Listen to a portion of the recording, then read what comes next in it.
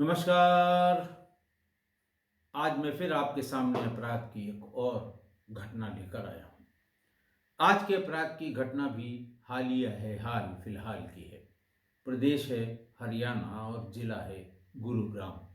हुआ कुछ यूं कि 24 दिसंबर 2025 को गुरुग्राम के सेक्टर 10 थाने पर एसएचओ कुलदीप सिंह मौजूद थे और तभी वहाँ सेक्टर 10 के ही कादीपुर एन्क्लेव की रहने वाली एक महिला उज्मा और उसके कुछ परिजन साथ में आए और उन्होंने बताया कि 24 दिसंबर से उसके शौहर यानी उसके पति फैजल गायब हैं।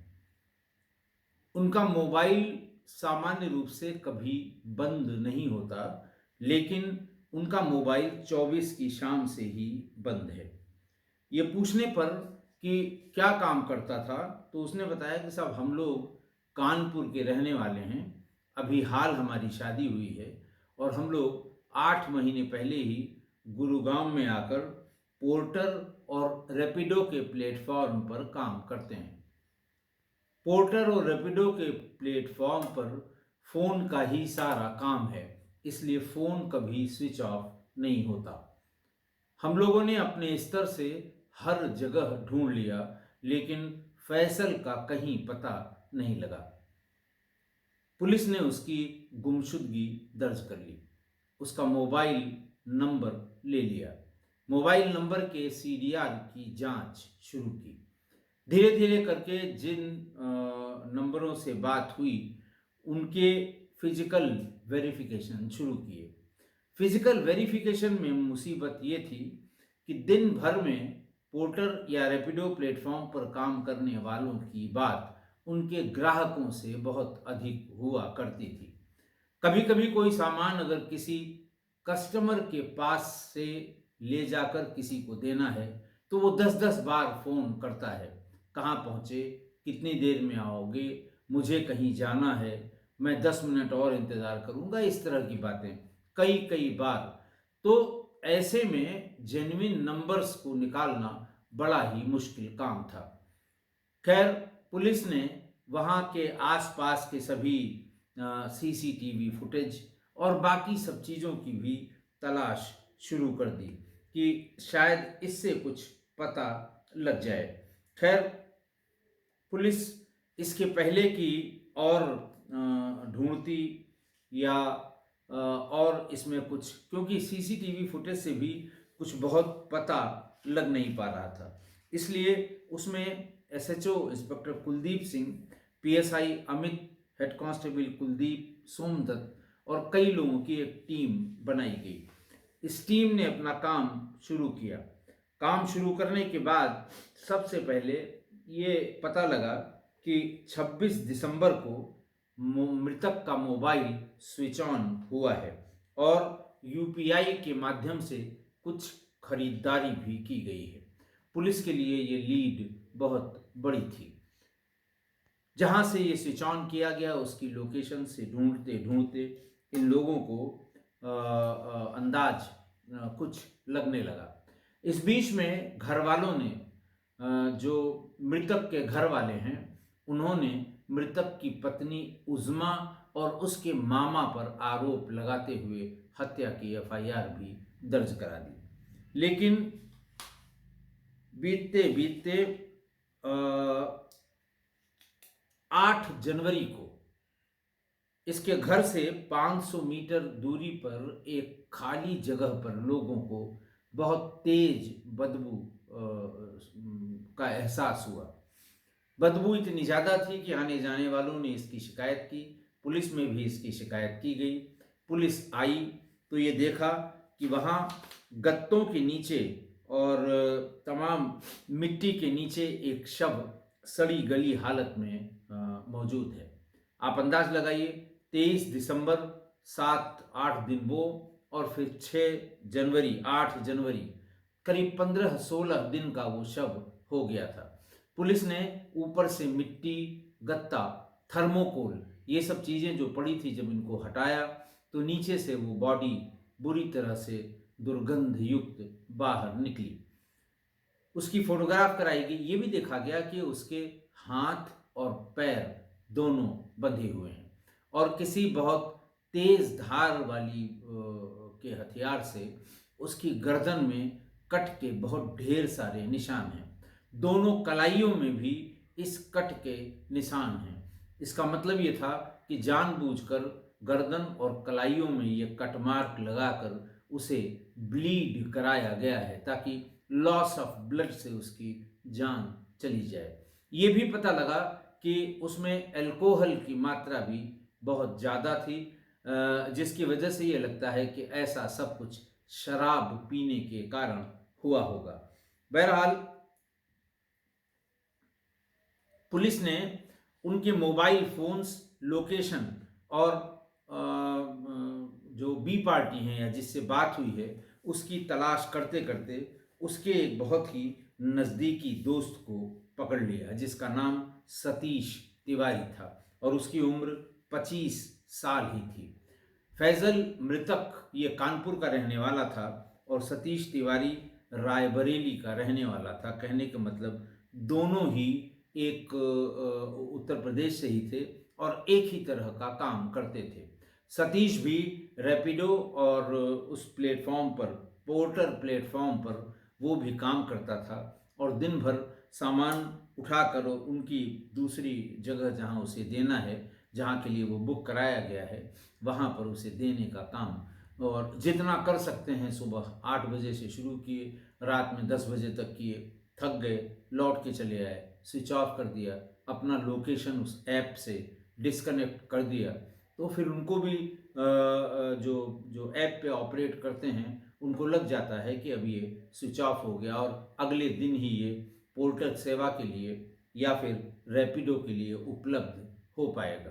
तो जब जितनी आवश्यकता हुई, जितने पैसे की ज़रूरत हुई, उतना और कुछ कुछ तो नए जो यंग ब्लड हैं बाहर से भाग के आते हैं पैसे कमाने की लालच में। अगर उनके पास गाड़ी है तो वो रैपिडो और पोर्टर के प्लेटफॉर्म पर पूरी दिन पूरी रात, घंटे 2 घंटे कहीं बीच में आराम कर लिए, पूरे दिन और पूरी रात पैसा कमाने का काम करते हैं। तो खैर सतीश तिवारी को जैसे ही पुलिस ने लोकेट किया, उसको गिरफ्तार करके इस ब्लाइंड मर्डर की गुत्थी पुलिस ने सुलझाई। आरोपी सतीश तिवारी, जैसा मैंने आपको बताया, रायबरेली का रहने वाला था और फिर जब एक बार पुलिस ने उसको पकड़ लिया और उससे पूछा कि कैसे कैसे हुआ है, तो फिर सीसीटीवी पर एविडेंस भी मिल गए। सतीश तिवारी ने बताया कि सतीश से लोन दिलाने के नाम पर फैसल ने 15,000 रुपये लिए थे। पिछले कई महीनों से बार बार मांगने पर भी फैसल पैसा वापस नहीं कर रहा था। बार बार यही कहता था कि मेरी नई नई शादी हुई है, अब मैं पत्नी को लेके कानपुर से यहाँ आ गया हूँ, खर्चे कुछ बढ़ गए हैं, थोड़ा स्टेबलाइज होने दो, मैं तुम्हारा पैसा दे दूंगा। लेकिन तब तक सतीश तिवारी के दिमाग में खुराफात आ गई। उसने शराब पीने के लिए, उसको पीते थे ये लोग दोनों बैठ के दिन भर हाड़ तोड़ मेहनत करने के बाद शाम को अपना गम गलत करने के लिए कहीं न कहीं बैठते थे। 24 दिसंबर को सतीश ने फैसल को शराब पीने के बहाने सरस्वती इनक्लेव बुलाया और दोनों ने जी टाउन ठेका सेक्टर 37 के पास शराब पीनी शुरू की। इसी बीच में फिर वही शराबी जब बैठते हैं तो जो उनके दिमाग में होता है, जब चढ़ जाती है उन पे, जब उनका नशा चढ़ने लगता है तो दिमाग में बैठी हुई चीज़ फिर बार बार वही रिपीट की जाने लगती है। और यही हुआ भी। सतीश, जब दोनों ने शराब पी ली तो सतीश अपने पैसों की बात कर रहा था। इसी बीच में उसको ये आभास हुआ कि फैसल ये सोच रहा है कि अब मैं अपनी पत्नी को लेके अपने वापस कानपुर चला जाऊंगा। सतीश को ये लगा कि अगर ये चला गया तो ये 15,000 रुपये में फिर नहीं वसूल पाऊंगा, इसके घर जाकर इससे वसूलना ये बहुत मुश्किल काम होगा। इसलिए उसी समय शराब के नशे में उसने फैसल की हत्या करने की प्लानिंग बना ली और ये दिमाग लगाया कि इसकी हत्या करेंगे और इसकी जो मोटरसाइकिल है उसको ले लेंगे, उसे बेचकर अपना 15,000 रुपये वसूल लेंगे। वो इसीलिए उसको बहला फुसलाकर अपने घर ले गया। पहले शराब पी, फिर अपने घर ले गया, फिर वहाँ से उसके घर ले गया, फिर अपने घर ले आया और अपनी जेब में उसने दाढ़ी बनाने वाली एक ब्लेड का पूरा पैकेट रखा हुआ था। फिर इन्होंने घर पहुंचकर दोबारा शराब पीनी शुरू कर दी। इसमें तिवारी ने कम शराब पी और फैसल को बहुत अधिक शराब का सेवन करा दिया। अधिक शराब पीने से फैसल बेसुध हो गया। फिर रास्ते में वहाँ से उसके घर पहुँचाने के लिए, रास्ते में ले जाने के लिए जानबूझकर बाइक को उसने ऐसा डगमगाया, उसका संतुलन इतना गड़बड़ हुआ कि फैसल को उसमें गिरा दिया, खींचकर झाड़ियों में ले गया और फिर उसका गला दबाया। गला दबाने के बाद उसके हाथ पैर बांध दिए ताकि वो छटपटाए नहीं, हाँ, वो भागे नहीं या नशा उसका उतरे नहीं। उसके बाद जेब से वो ब्लेड का पैकेट निकाला, दाढ़ी बनाने वाले ब्लेड का। उस ब्लेड से पहले उसने गले में 2-3 वार किए, ब्लेड टेढ़ा हो गया। ब्लेड जैसे होता है ना, वो लचकदार होता है, बीच से कभी कट से टूट जाता है। दूसरा ब्लेड निकाला, फिर उससे काटा। उसके बाद फिर नया ब्लेड निकालकर उसके दोनों हाथों की नसें काट दी।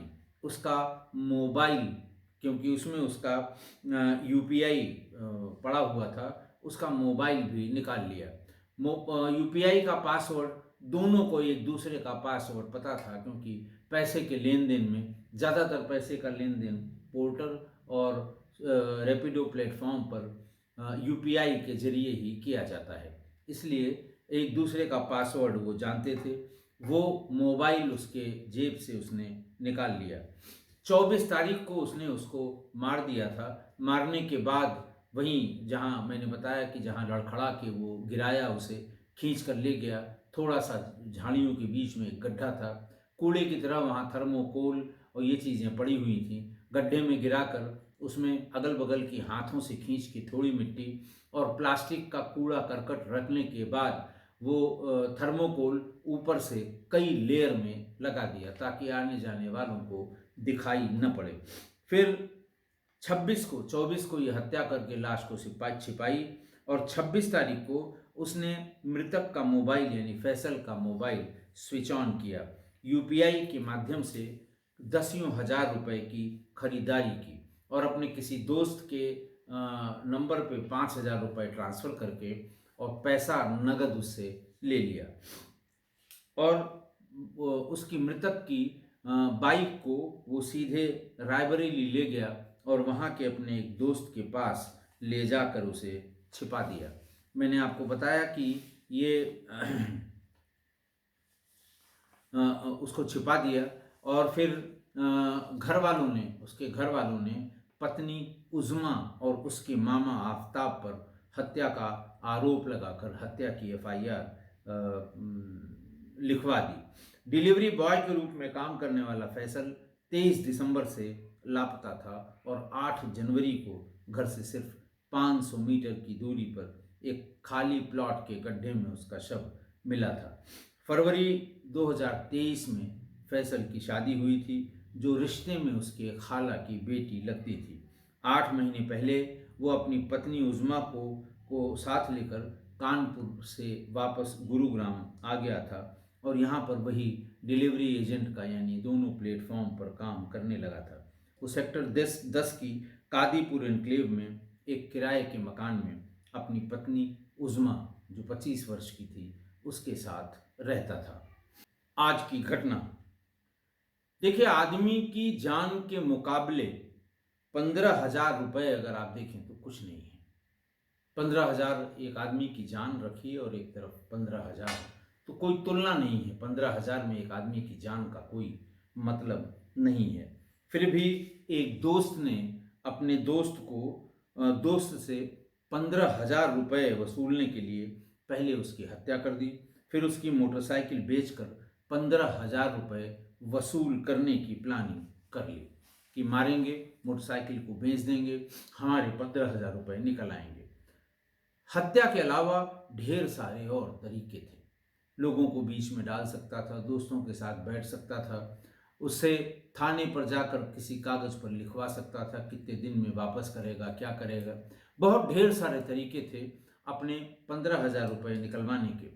लेकिन जिसकी मानसिकता ही अपराधिक हो, उसे सिर्फ अपराध से ही पैसे वसूलने की बात समझ में आई और उसने वही किया, अपराध करके और पैसे के वसूलने की योजना बनाई। अब सवाल ये है कि दोस्त था, बहुत अच्छा दोस्त था, लगभग एक ही जगह के रहने वाले थे। रायबरेली से कानपुर का जो बॉर्डर लगता है, ये वहीं के रहने वाले थे, आस ही पास के, दोनों उत्तर प्रदेश के थे, बहुत अच्छे दोस्त थे। एक दूसरे के कहने पे ही ये लोग अपना अपना ज़िला छोड़कर पोर्टर के काम के लिए या रैपिडो के प्लेटफॉर्म पर काम करने के लिए गुरुग्राम आए। पता ये लगा कि यहाँ ये सबसे अधिक इस्तेमाल किए जाने वाली का साधन है, सामान एक जगह से दूसरे जगह भेजने वाला, और बड़ा इसमें प्रॉफिट भी है। हम जितना मेहनत करेंगे उतना ही पैसा कमा लेंगे। और फिर इसी उद्देश्य से सतीश तिवारी थोड़ा पहले आया और फिर धीरे धीरे दोस्त के कहने पर फैसल भी वहाँ आ गया। तो अब दिक्कत ये है कि इतना अच्छा दोस्त होने के बावजूद 15,000 रुपये के लिए उसने अपने दोस्त की जान ले ली। अब आखिर किस पर विश्वास किया जाए? ये तो समाज है, बिना विश्वास के चलना भी बड़ा मुश्किल काम है।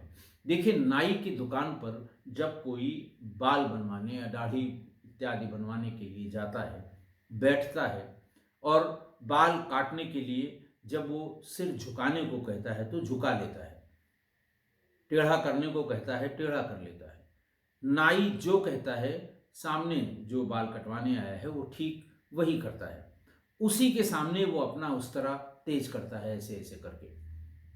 वो देख रहा है कि ये उस तरह तेज किया जा रहा है, लेकिन उसके मन में ये कभी नहीं आता कि ऐसा ना हो कि मैं सिर झुकाए बैठा हुआ हूं, मेरे गले पर, मेरे गर्दन पे उस तरह चला दिया जाए। कभी नहीं, ऐसा कभी नहीं उसके मन में आता है, क्योंकि ये विश्वास की दीवार है और ज़माने से खड़ी है। अगर किसी दिन किसी को अविश्वास हो जाए कि हम गर्दन झुकाकर नाई की दुकान पे बाल कटा रहे हैं और ये किसी भी समय हमारी गर्दन उतार सकता है, वो कभी नाई की दुकान पे नहीं जाएगा, नाई की दुकानें बंद हो जाएंगी। लेकिन चूंकि ऐसा कभी नहीं हुआ, मैंने अपने इतने लंबे पुलिस के जीवन में कभी मैंने नहीं देखा कि नाई की दुकान पे कोई गया हो और नाई ने उस तरह से बाल बनाते समय या कैंची से बाल बनाते समय उसकी हत्या की हो। ऐसा कभी नहीं हुआ। ये विश्वासघात एक ग्राहक और एक दुकानदार के बीच आज तक कभी नहीं हुआ। तो अगर आप विश्वास नहीं करेंगे तो कैसे गाड़ी चलेगी? विश्वास तो करना ही होगा। और यही विश्वास एक दोस्त ने एक दोस्त पर किया। जैसे एक नाई का एक ग्राहक के साथ विश्वास का ही संबंध होता है। और इसके इतर विश्वासघातियों की भी कोई कमी नहीं है इस समाज में। भाई भाई के साथ विश्वासघात, बेटा बाप के साथ विश्वासघात, बाप बेटे के साथ विश्वासघात, और पति और पत्नी के बीच विश्वासघात की अनेकानेक कहानियां रोज आ रही हैं। ये जो वैवाहिक मामले आ रहे हैं, मैरिटल प्रॉब्लम्स आ रही हैं, और अब तो पत्नियों का अपर हैंड है, प्रेमी के साथ मिलकर पति की हत्या कर देना। ये ट्रेंड तो ऐसा खराब ट्रेंड चला है, जबकि विवाह का संबंध विश्वास का संबंध होता है। तमाम रिचुअल्स हैं, हर धर्म में हैं कि अगर एक लड़का एक लड़की की होने वाली है, या एक लड़की किसी लड़के के साथ किसी बंधन में, सारे जीवन के बंधन में बांधे जाने वाली है, तो तमाम रिवाज हैं इसमें, तमाम इसमें जिसको कहते हैं धार्मिक अनुष्ठान हैं, तमाम चीज़ों की कसम खिलाई जाती है, आग के फेरे लगवाए जाते हैं। ये सब होने के बाद भी, इतने विश्वास का संबंध होने के बाद भी विश्वासघातियों की कोई कमी नहीं है। समाज में ही कमी नहीं है। और बशीर बद्र साहब इसीलिए कहते हैं कि इस शहर में कोई चीज़ नहीं बिकती, इस शहर में कोई चीज़ नहीं बिकती, बस लोग एक दूसरे को खरीदते बेचते हैं। आप सोचिएगा गहराई से, बड़ा गहरा अर्थ है इसका कि सामान कुछ नहीं बिकता, लोग बिकते हैं, लोग खरीदे जाते हैं। आशा है आप मेरी इस बात से सहमत होंगे। आज के लिए इतना ही। बहुत बहुत धन्यवाद।